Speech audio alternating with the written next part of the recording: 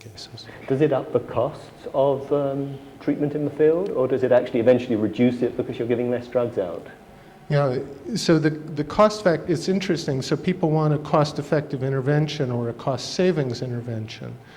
So first of all, you have to ask how you value it in terms of the benefit for what you're spending your money on. And in this situation, you can value it for, we treated the child with the proper drug for the disease they have. I work a lot on monitoring and evaluation and information collection. We should actually value it for the fact that now I know who in my clinic does and doesn't have malaria. I can count properly, and I know when that's going up and when it's going down. And that's actually an important value in this, and I should want to pay for that. And then in the larger scheme of things, as we get better and better for malaria control, if we don't have diagnostics, you know, it's like trying to work in the Stone Age with new technologies. You know, so this is one of those. And, you know, to be honest, this is really a marker of a sea change in how well we've done. That is, our prevention has gotten us to the point where there's less and less malaria, and it now behooves us to be diagnosing it for a variety of reasons, not just for the health and, you know, the individual's health needs, but for us knowing how to move forward in the future because we're counting properly. Surveillance is clearly critical in having the accurate data. Joe Lines, I mean, are you happy with the quality of the data that you see, which is then affecting intervention and strategies? By and large, yes. There is one big hole in that data, and that's monitoring of the mosquitoes. That really hasn't been done very much, and it's interesting in this whole discussion that actually that's the first time that word has been uttered. This is a mosquito-borne disease, and the reason why those gains have been made, as Rick was saying, to make diagnosis such a central part of what we need to do to control the burden of disease, to stop children who get malaria from dying of it. Those are vector control interventions that brought the transmission down, and we're still dependent on those.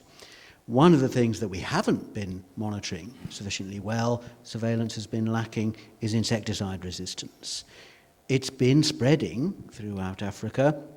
We've been watching one form, which is relatively easy to monitor, quite carefully, and that certainly has not been followed by disastrous control failures wherever it's gone.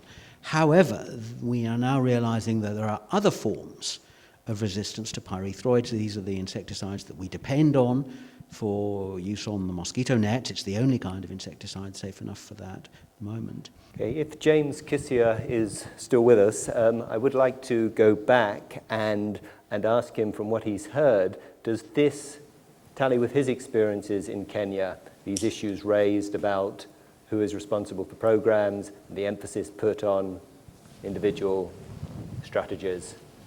When we were designing the home management for malaria program, we very early on networked with the Ministry of Health and requested the then head of the Division of Malaria Control to become the principal investigator in our operational research in the home management for malaria. One of the reasons we did that is because we realized that in order for it to have ownership with the government, we had to get the policymakers on board from start.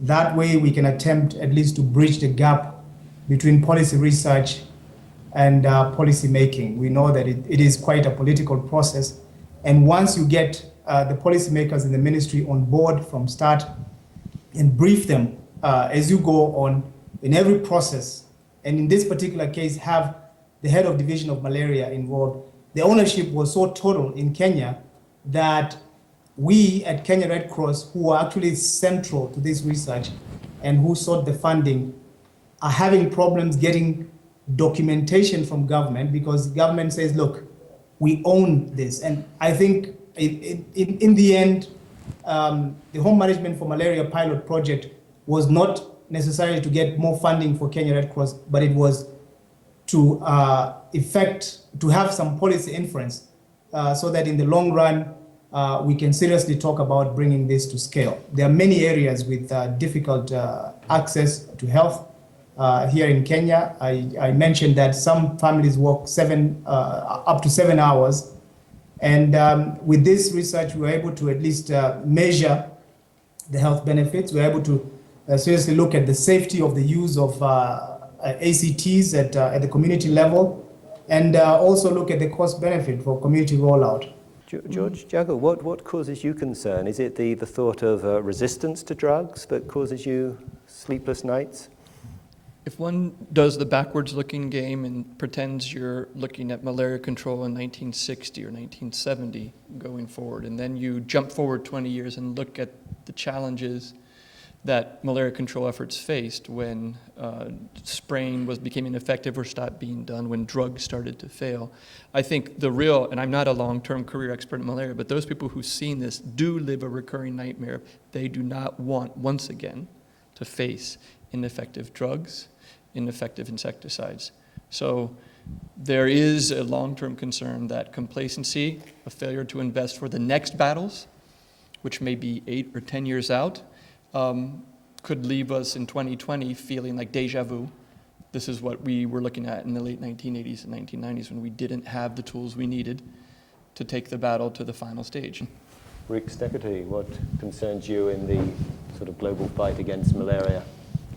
Well, you know, sitting here and hearing other people talk always stimulates an idea. And I think we've made incredible progress on our ability to exploit the weaknesses of the mosquito and the parasite. And Joe pointed that out. The idea of putting insecticide on mosquito nets and having people sleep under them, the mosquito doesn't survive as long enough in order to transmit to the next person, and we win that battle and we start to spiral down the amount of transmission and the amount of disease. At the same time, the parasite and mosquito exploit our weaknesses. And so we have to think about our weaknesses. And so George just mentioned, you know, the efficacy of our interventions. If they stop our ability to exploit the weakness of the mosquito and the parasite, then we're in trouble. The other weakness that it will exploit us on are two fronts. One has been mentioned, and that's the issue of governance and whether or not we've got good leadership and good governance in a country to make the programs do what they need to do. So you can imagine, just picking up on that you could put malaria as a good marker of maybe where good governance is or isn't. And we should pay attention to that, because if that's a way of getting people to pay attention, that if they can drive malaria down, that's an example of good governance in their country, that would be good. Where we stand a risk, and this goes to the money issue, is that our ability to identify highly effective interventions, deliver them efficiently and effectively, and then back off because maybe we feel like we've accomplished all we need to accomplish, that is bad governance on our part as a global public health community and a global community beyond that. Okay, my fears were actually what happens after 5 years.